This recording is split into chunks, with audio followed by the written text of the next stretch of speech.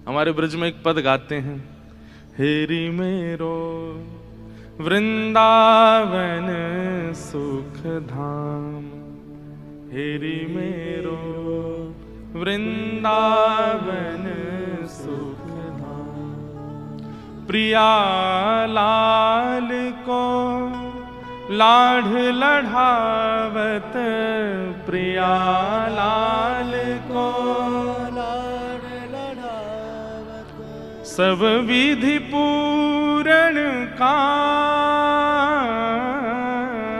सब विधि पूरण काम। हेरी मेरो वृंदावन सुख धाम, हेरी मेरो वृंदावन।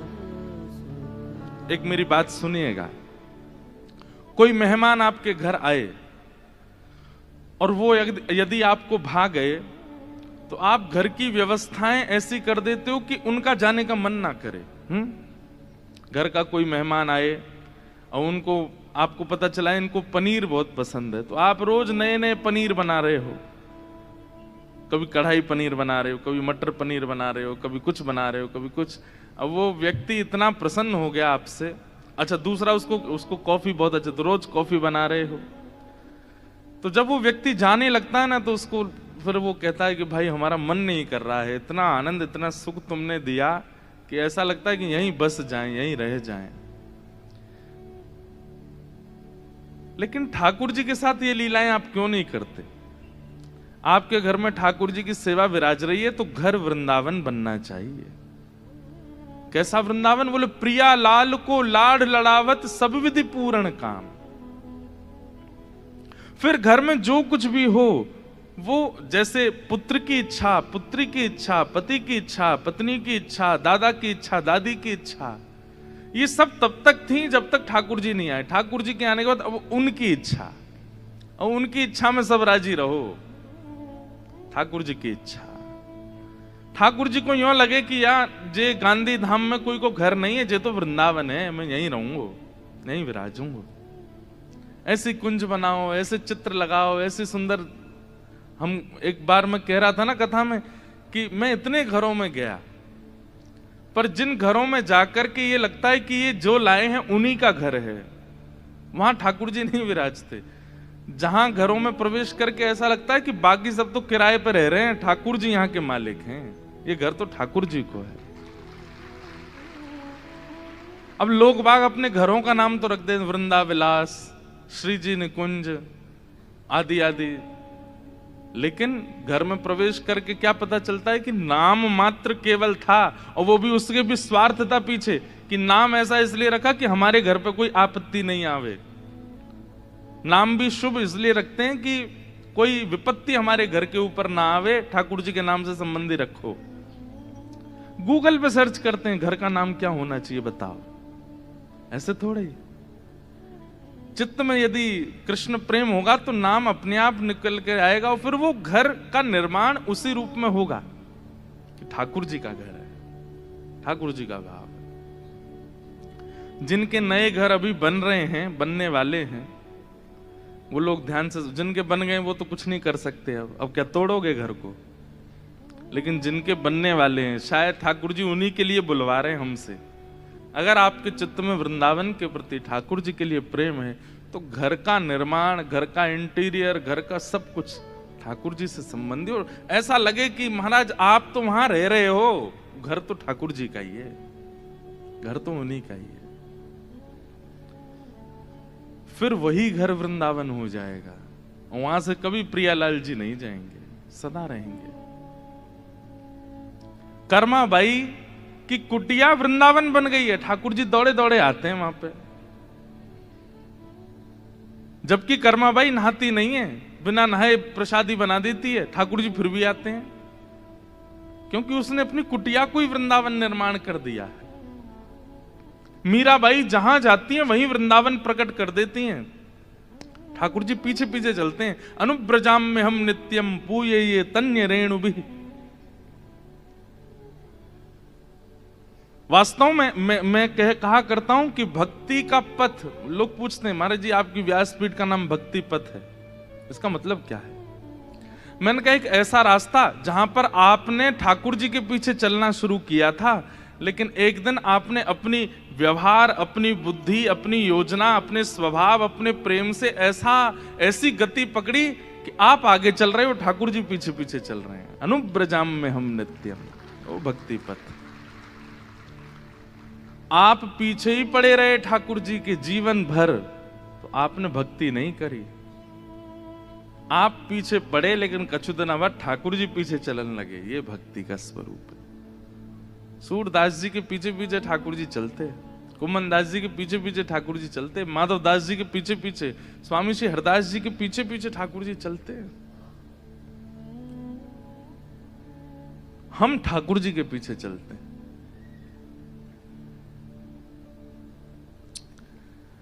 तो इसलिए घर का निर्माण वृंदावन जैसा करो। वृंदावन का मतलब क्या है? बोले प्रिया लाल को लाड़ लड़ावत सभी विधि पूर्ण काम। केवल प्रिया प्रियतम को सुख देने की सामर्थ्य जिसके पास है उसको वृंदावन कहते हैं। जहां के वृक्ष भी प्रियालाल जी के लिए, जहां के फल भी प्रियालाल जी के लिए, जहां का जल भी प्रियालाल जी के लिए, जहां की बालू भी प्रियालाल, जहां की गली कुंज गली सब प्रियालाल जी के लिए है और किसी के लिए नहीं। हमारे वृंदावन में कुंज गली क्यों? और केवल वृंदावन नहीं, आप लोग अनुमान लगा ले, जहां जहां श्री कृष्ण विराजमान है सब जगह कुंज गली है। द्वारिका चले जाओ, द्वारिका में केवल मेन रोड बड़ा है, जैसे ही द्वारिका गांव में भीतर जाओगे छोटी छोटी गलियां हैं, छोटे छोटे गली में ही। नाथ द्वार चले जाओ तो वृंदावन की कुंज गली है। सब लोग इधर देखो, अब मिल जाएंगी उनको। तो कहीं भी चले जाओ आप, कुंज गली है। वृंदावन में कुंज गली है, नंदगांव में कुंज गली, द्वारिका में चलो ब्रज से बाहर नहीं होंगी, नहीं वहां भी है। द्वारिका में कुंज गली, श्री नाथ द्वार चले जाओ वहां भी छोटी छोटी गली, नाथ द्वार से थोड़ा दूर कांकरौली वहां भी छोटी गली है। और तो और आप राजस्थान के जयपुर में चले जाओ, वहां 3 ठाकुर हैं हमारे, गोविंद देव, गोपीनाथ और मदन मोहन जी, तो अभी करौली चले गए। वहां भी जयपुर इतना बड़ा शहर, राजस्थान की राजधानी, लेकिन गोविंद देव जी के पास भी चले जाओ तो आसपास गलियां हैं। गोपीनाथ जी तो बिल्कुल गली में ही बैठे हैं। कुछ संकेत समझ में आता है कि दुनिया का व्यक्ति खुली जगह पर रहना चाहता, ठाकुर जी नेक नेक से गली में रहते हैं। ठाकुर जी संकेत करते हैं, बोले हमारो निवास स्थान देख करके ही अनुमान लगा लो हम ऐसी जगह रहते हैं जहां से एक ही निकल सके, 2 ना आ सके। आप अपने चित्त में संसार की प्रिय वस्तुओं को भी बिठा के रखोगे और हमको भी बिठाओगे तो भैया जाम लग जाएगा। इतनी गली ही रखो चित्त में कि बस मैं ही निकल सकूं। और उसमें भी ठाकुर जी सीधे सीधे तो चलते नहीं है, ललित गति, टेढ़े मेढ़े चलते हैं, तो कहीं टकरा नहीं जाए हाथ पांव। इसलिए इतनी सी गली में भी ठाकुर जी ऐसे टेढ़े मेढ़े होकर के चलते हैं, तो मतलब अकेले ही निकल पाते हैं और कोई नहीं आ सकता उस गली में। प्रेम गली अति सांकरी, तामे 2 ना समाए, एक ही रहते हैं। तो इन गलियों में, कुंज गलियों में रहने का अभिप्राय ठाकुर जी ये संकेत कर रहे हैं कि चित्त में भी स्थान सीमित रखिए। हमने अपने चित्त के स्थानों को इतना रिक्त कर दिया है कि उसमें सब कुछ विराज जाता है। ये गांधीधाम वाले भैया भी चित्त में हैं, अहमदाबाद वाले भैया भी चित्त में हैं, बंबई वाली बहन जी भी चित्त में हैं, गोवा वाले दृश्य भी चित्त में हैं, न्यूजीलैंड भी चित्त में है, ऑस्ट्रेलिया भी चित्त में है, कश्मीर भी चित्त में है, ये बड़ा पाव भी चित्त में है, मिसल पाव भी चित्त में है, पूरन पूरी भी चित्त में है, फाफड़ा जलेबी खाकड़ा सब चित्त में है। ठाकुर जी कह रहे हैं फिर इतनी भीड़ के संग तुमने मैं और बैठा लिया हूं। ठाकुर जी कहते हैं भाई मेरी व्यवस्था तो ऐसी है कि मैं टेढ़ो मेढ़ो चलूं, उछल कूद कर तो चलूं, और मुंह को सीमित जगह ही चाहिए, वहां में और कोई आवेगा तो मैं नहीं आऊंगा। इसलिए ठाकुर जी कुंज गली से संकेत करते हैं। कि अपने चित्त में केवल मोह विराजमान करो, और या फिर ऐसा संकेत समझो कि मैं आ गया तो कोई और नहीं आ पाएगा यहां पे। इसलिए भैया घर को वृंदावन बनाओ, चित्त को वृंदावन बनाओ, स्वभाव को वृंदावन बनाओ। वृंदावन मतलब जो केवल और केवल प्रियालाल जी के सुख के लिए विराजमान, और कोई चित्त में भावना नहीं है। ऐसा श्री वृंदावन।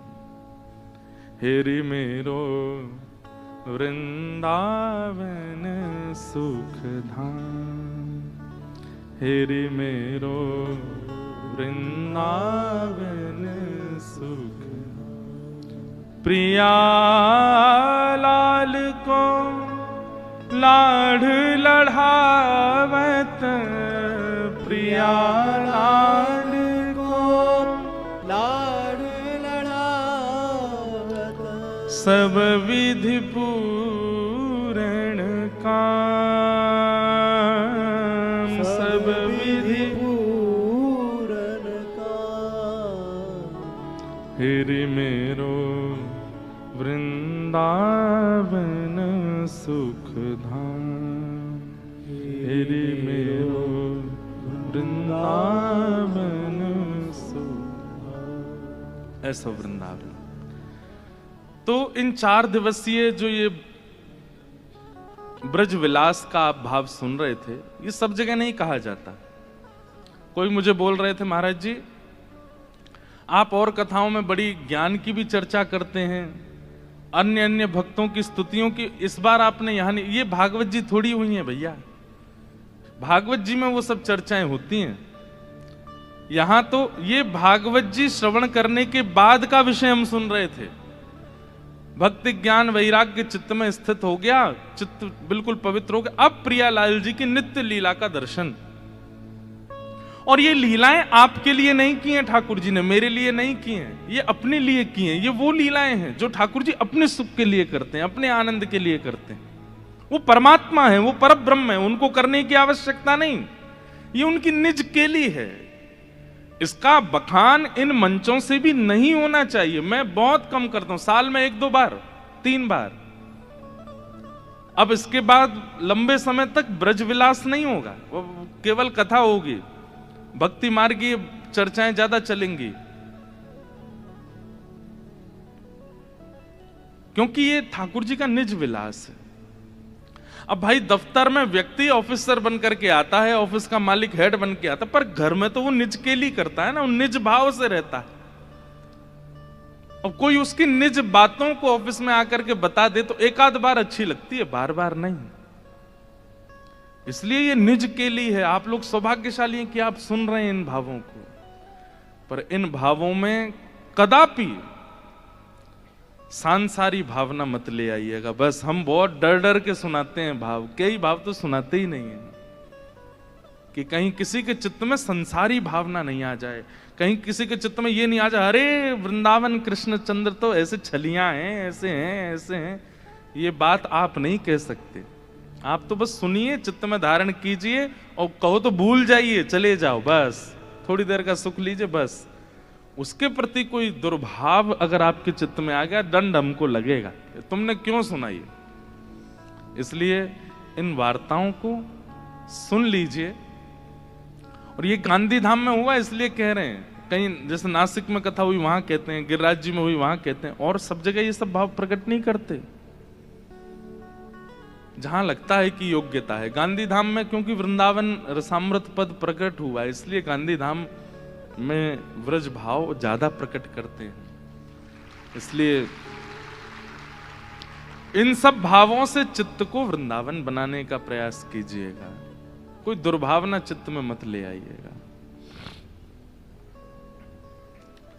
तो पूर्णमासी आई है नंदगाम, कल हम लोग सुन रहे थे। भगवान के सब सखा कहने लगे, बोले लाला हमारा ब्याह है जाएगो, ने चर्चा कर ले। लेकिन पूर्णमासी आई ठाकुर जी से आके बोली, लाला चल बरसाने, तेरो ब्याह कराए दूंगे। इतने में ठाकुर जी के सखा बोले, हम भी चलेंगे संग। बोले तुम नहीं जाओगे, हमारे बिना चलो जाए तो। लाला बोल दे, या तो सखान के संग जाऊंगा नहीं तो नहीं जाऊंगा। पूर्णमासी खड़ी है, लाला बरसानी चलेगो? सोई ठाकुर जी बोले हाँ मैं तो चलूंगा। और ये सखा, इन्हें रहने दो भले ही यहीं पर, मैं अकेलो चल दूंगा। सखा बोले अरे लाला, तेने सबरी हमारी यारी दोस्ती सब नष्ट कर दी है, नेक में हामी भर दी। बोले तुम तो बूढ़े है गए, तुम्हारा तो ब्याह भयो नहीं, मैं तो कर लूंगा अपनो, मैं तो जाऊंगा। लाला ऐसे मत करे, हम ले चल संग में। कैसे सखा है ठाकुर जी के, पहले तो ठाकुर जी पे इतना भरोसा कर लेते हैं कि हमारे बिना कहीं जाएगा नहीं, ठाकुर जी उन्हीं को छोड़ देते हैं। इतने में ठाकुर जी पूर्णमासी की तरफ चले गए और जाके बोले तुम में तो कोई एक चलेगो मेरे संग। बोले क्यों एक क्यों चलेगो? अरे ससुराल है, कल को हमारी ससुराल बन जाएगो बरसानो, और तुम सबरे ऐसे ऐसे काम करो, तुमने ले जाके मैं नाक कटवाऊंगा अपनी, कोई एक चलो। मधुमंगल मन सुखा, तन सुखा, धन सुखा, ठाकुर जी के। अच्छा, इनके नाम हो सकता है कुछ और हो, ये नाम तो ठाकुर जी ने रखे हैं। तन सुखा अर्थ क्या निकलेगा? जो तन से बड़ा सुखी है, लेकिन वास्तव में उसको देखो तो उसकी हड्डी गिनने में आ जाएंगी, शरीर बिल्कुल पतला दुबला। ठाकुर जी एक ऐसे धक्का मारे 3 कलामंडी खा जाए, तन से बिल्कुल सूखा हुआ है, उसका नाम ठाकुर जी ने रख दिया तन सुखा। अब कोई दूर से सुने तो कौन आ रहा? बोले तन सुखा आ रहा, बोले तन से बड़ा सुखी, लेकिन देखने में बिल्कुल विपरीत है, उसका नाम ठाकुर जी ने तन सुखा रखा। एक है मन सुखा, मन से जो सुखी है, लेकिन उसको देख लो तो ऐसा लग रहा है कि रो रहा है क्या। वाते ठाकुर जी जब पहली बार मिले तो ठाकुर जी बोले अरे तू रो काई को रोए? बोले रो ना रो, मेरो चेहरा ही ऐसा है। ठाकुर जी अरे तू तो मन सुखा, भैया को नाम मन सुखा रख दो। एक आयो, वो 4 दिन एक ही कपड़ा ने पहने, 5-5 दिन तक एक ही कपड़ा ने पहने, ना नहावे ना धोवे। अरे तू कपड़ा ने काई गुना बदल रहा, एक ही कपड़ा में सबरे दिना ने कार दे। बोले लाला धोवे पड़ेंगे, श्रम है जाएगो, बड़ी मेहनत होगी। ठाकुर जी बोले ऐसा कंजूस है, धन खर्च ना करो, या को नाम धन सुखा। तन सुखा, मन सुखा, धन सुखा। ये ठाकुर जी के सखा हैं। तो एक सखा को ठाकुर जी संग ले गए। अब कल हमने एक लीला सुनी थी कि ठाकुर जी जोगी बन करके गए और किशोरी जी से मिल, ऐसे ठाकुर जी अनेक रूप बना बना करके गए हैं पहले।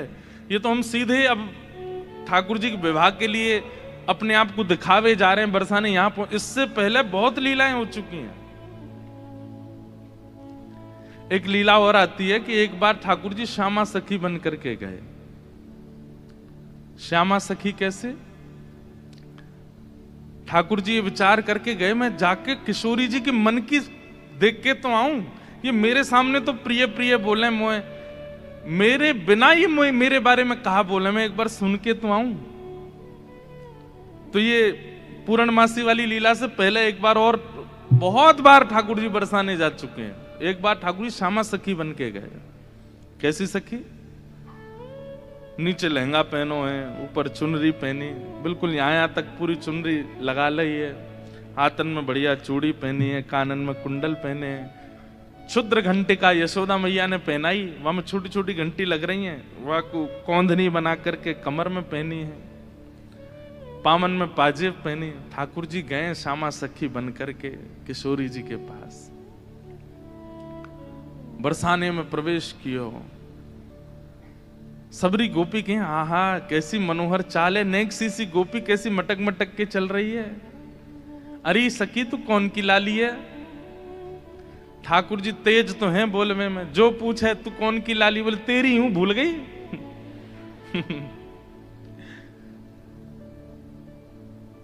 अरे बड़ी चपड़ चपड़ बोला है। पहुंच गए ठाकुर जी बरसाने।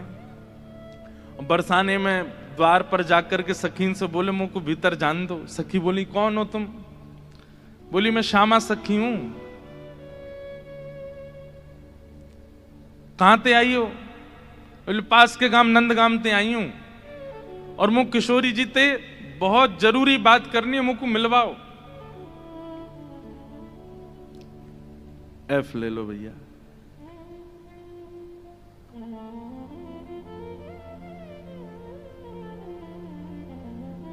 ठाकुर जी भीतर गए। सखी ने बोली, बोले भानु बाबा के पास जाओ, शिकायत आदि करनी है, कोई न्याय चाहिए तो वहां जाओ, ये किशोरी जी के पास आवे के लिए नहीं है। और नहीं, हम तो किशोरी जी से ही बात करेंगी, ऐसी बात है कि मैं वृषभानु जी से ना कह सकूं। सखी ने जाकर के भीतर किशोरी जी से कही, हे लाडलीजू, बाहर एक गोपी ठाड़ी है और यूं कह रही है कि वाकू आपसे ही बात करनी है और आपसे बात करके कछु न्याय करानो है। किशोरी जी बोली, अच्छा बुलाओ भीतर। द्वार खुले, आहा, ठाकुर जी बढ़िया चुनरी पहन करके, ये गजगामनी सी चाल, एक तो चाल ही ठाकुर जी की टेढ़ी मेढ़ी, ऊपर से सखी बन करके और ज्यादा बनावटी चल रहे हैं तो इतने प्यारे लग रहे हैं। किशोरी जी सिंहासन पर विराज रही हैं और श्याम सुंदर भीतर आ रहे हैं। सब लोग ध्यान से सुनिए। जैसे ही द्वार से भीतर आनो भयो, किशोरी जी तो कहें, अरे सखी, या की चाल तो देख कितनी बढ़िया है।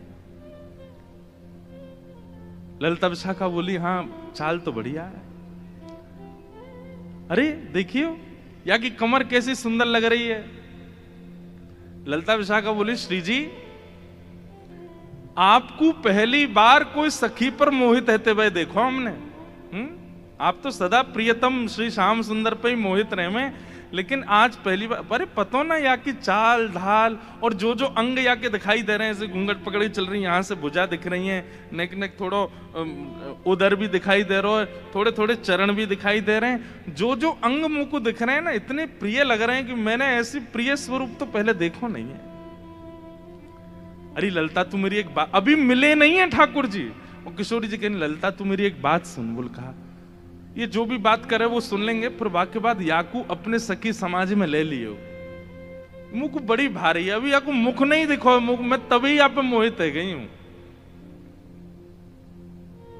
विशाखा जी बोली, नहीं रुक जाओ, आन तो दो, बात तो हुन दो।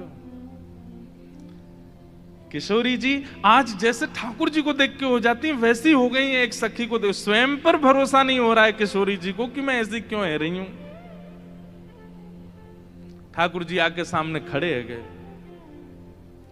उन्हें एक बनावटी सी आवाज भी बना ली ठाकुर जी ने। किशोरी जी बोली, कहो सखी, कहा नाम है तुम्हारो? अजी मेरो नाम तो श्यामा सखी है। स्वर सुनते ही किशोरी जी के नेत्र बंद है गए। ललिता जी को हाथ पकड़ के कहें, मुकु कहा है रो है, या की चाल, या के रूप रंग सब देख करके तुम, या के स्वर में भी कछु आकर्षण है। ललिता जी बोली, श्यामाजू ऐसे ना करो करें। अरे वो सखी है, वहां पे आप मोहित का को है। बोले, ना पता ना, या मैं तुम्हें ना लग रहा आकर्षण, बोलना हमें तो ना लग रहा। मैं एक बात कहता हूं बंधु, हमारे ठाकुर जी कैसे हैं? रूप, रस, स्पर्श, गंध और शब्द, ये पांचों से आपको अपनी ओर आकर्षित करने की सामर्थ्य रखते हैं। आप कहो कि मैं नेत्रों से देखूंगा नहीं, तो फिर श्री कृष्ण मुझे कैसे भाएंगे? वो कान में ऐसा स्वर बोल देंगे कि स्वर से आप उनके हो जाओगे। आप कहो कि मैं नेत्रों से देखूंगा भी नहीं, कान से सुनूंगा भी नहीं, फिर श्री कृष्ण मुझे कैसे अपनाएंगे? अरे वो अपने अधरामृत को नेक कछु तिनका आपकी जिह्वा पे धर देंगे, वही से आप उनके हो जाओगे। आप कहोगे मैं नेत्र भी बंद कर लूं, कान भी बंद, मुख भी बंद, अब श्री कृष्ण मेरे कैसे होंगे? तो वो आपके बगल में आके खड़े हो जाएंगे, उनकी तन की सुगंधी नाक से भीतर जाए, वही से उनके हो जाओगे। आप कहो आंख, कान, नाक, मुंह सब बंद कर लूं, अब श्री कृष्ण मुझे कैसे अपनाएंगे? तो वो केवल अपनी कनिष्ठ उंगली से आपके तन को छू देंगे, वही से उनके आ जाओ। वो स्पर्श ही इतना सुखदायी होगा कि आप उनको छोड़ नहीं पाओगे।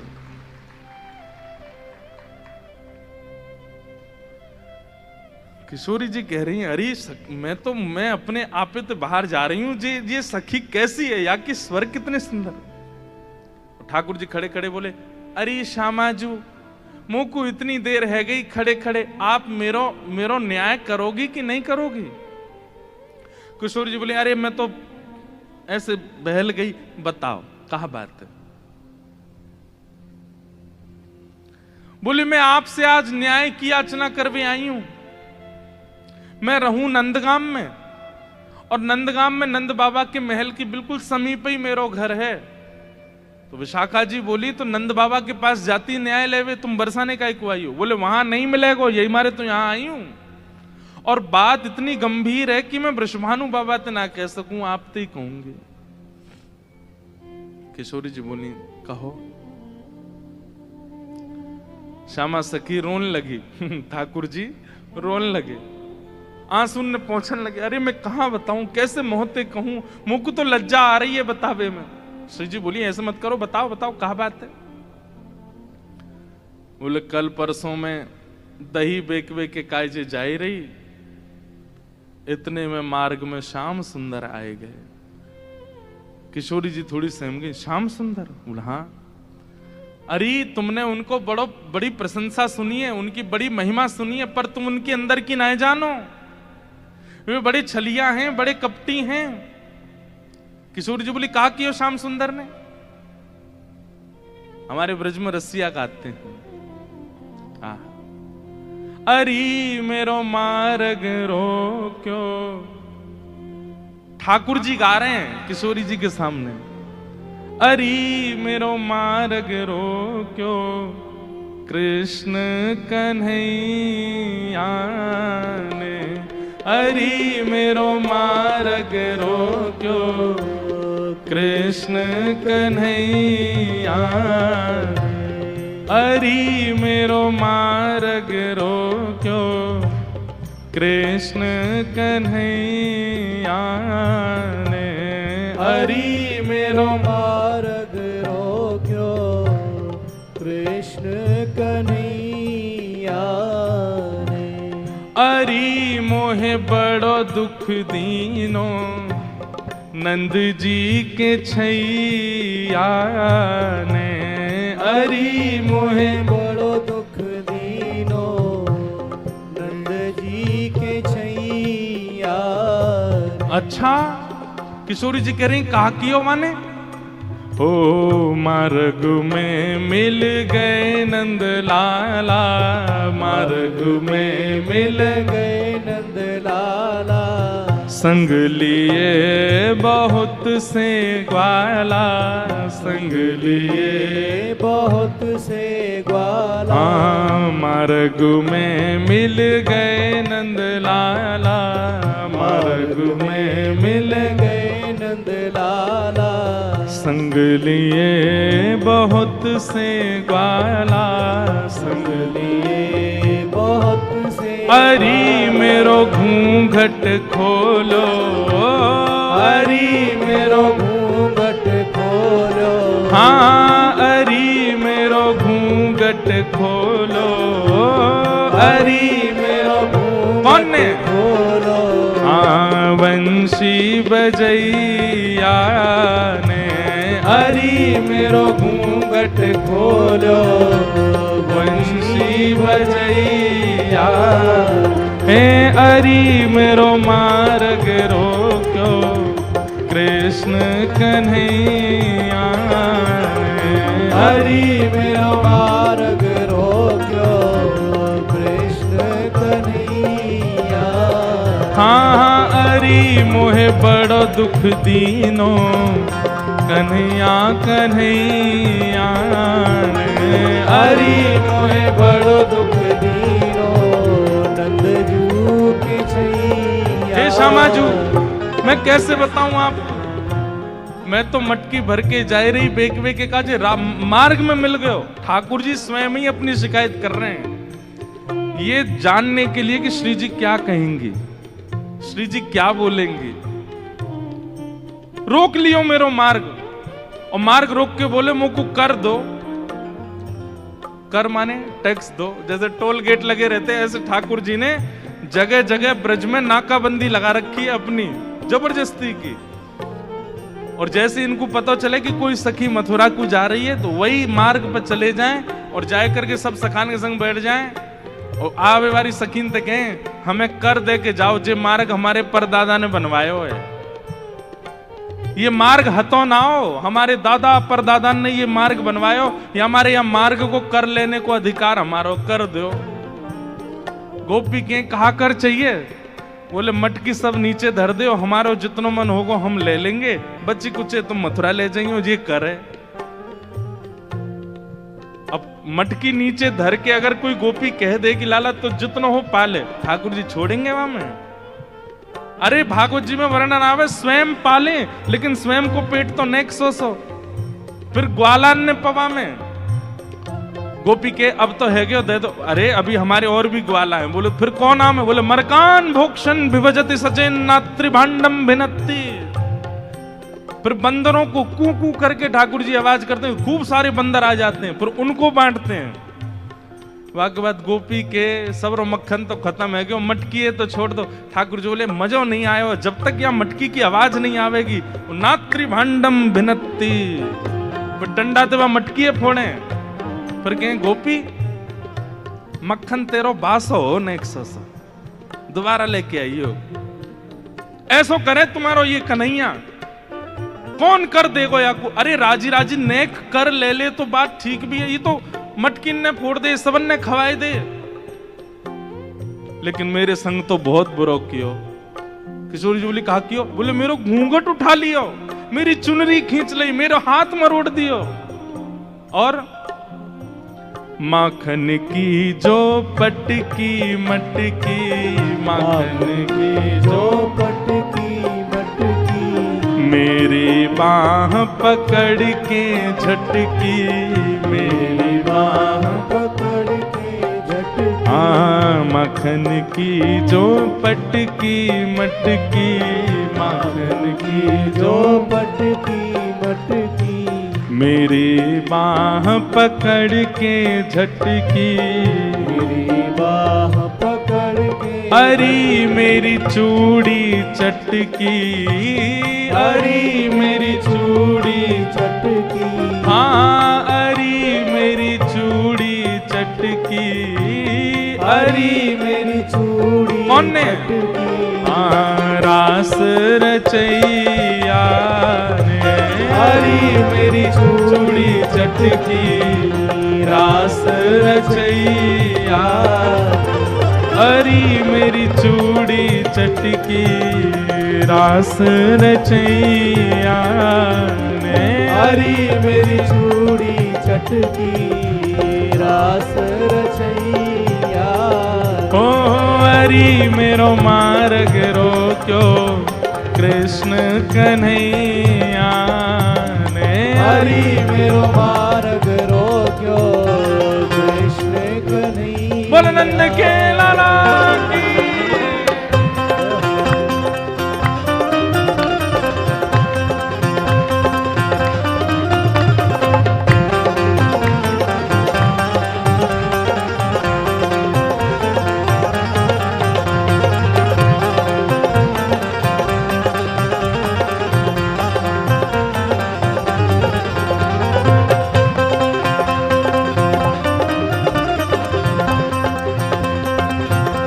राधारमण लाल की हो।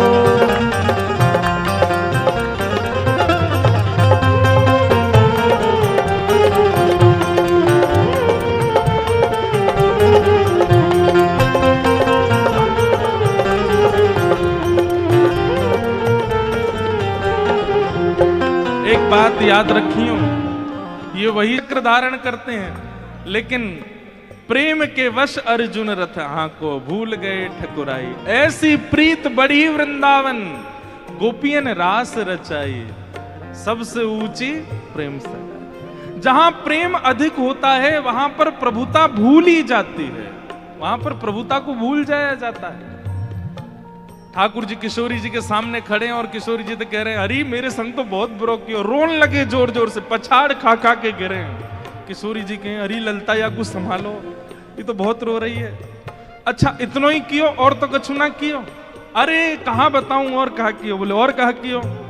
पकड़ूं तो मेरे हाथ ना आवे, पकड़ूं तो मेरे हाथ ना आवे, पकड़ूं तो मेरे हाथ हाथ ना आवे, पकड़ो तो मेरे हाथ ना आवे, अंगूठा दिखाए सरक सो जावे, अंगूठा दिखाए सरक सो जाए, हाँ अंगूठा दिखाए सरक सो जावे, अंगूठा दिखाए सरक सो जाए। अरे मोहे नाच नचायो, अरे मोहे नाच नचायो, अरे मुंह को इतनो डुलावे, सब मेरी मटकी फोड़ दे, मेरी चुनरी खींच दे, हाथ मरोड़ दे, चूरी ने तोड़ दे, और मैं पकड़ में जाऊं तो जन कौन कौन सी गलीन में भाग जाए, हाथ ही ना आवे मेरे। इतनो नचावे इतनो, कल तो हाँपते हाँपते मेरी सांस फूल गई। अरे मोहे नाच नचायो, अरे मोहे नाच नचायो, हाँ अरे मोहे नाच नचायो, अरे मोहे नाच नचायो। धेनु चरैया ने अरे मोहे नाच नचायो, धेनु चरैया अरे मोहे नाच नचायो, गैया चरैया ने अरे मोहे नाच नचायो, गैया चरैया हे अरी मेरो मार्ग रोक्यो, कृष्ण कन्हैया ने हरि मेरो मार्ग रोक्यो, कृष्ण कन्हैया। लेकिन श्री जी मेरी एक बात सुनो, बोले कहा मैं तो चाहूं भी ना हूं कि वो मेरे पकड़ में आवे, क्यों बिना पकड़ के इतना ऊधम मचावे, पकड़ लूंगी तो जन कहा करेगो। हाँ वह ऊधम जो बहुत मचावे, वह ऊधम जो बहुत नचावे, मेरी एक पेश नहीं आवे, मेरी एक पेश नहीं आवे, वह ऊधम जो बहुत मचावे, वह ऊधम जो बहुत नचावे, मेरी एक पेश नहीं आवे, मेरी एक पेश नहीं अरी मोहे बहुत सतावे, अरी मोहे बहुत सतावे, हाँ अरी मोहे बहुत सतावे, अरी मोहे बहुत कौन? सतावे, नाग नथैया ने अरी मोहे बहुत सतावे, नाग नथैया अरी मेरो मार्ग रोक्यो, कृष्ण कन्हैया ने हरि मेरो मार्ग रोक्यो, कृष्ण कन्हैया। हे अरी मोहे बड़ो दुख दीनो, यशोदा के छैया ने हरि मोहे बड़ो दुख दीनो, यशोदा के छैया।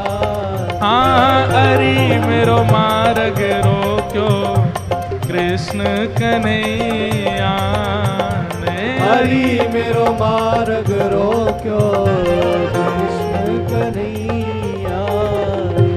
बोल छैल छगनिया गोपाल।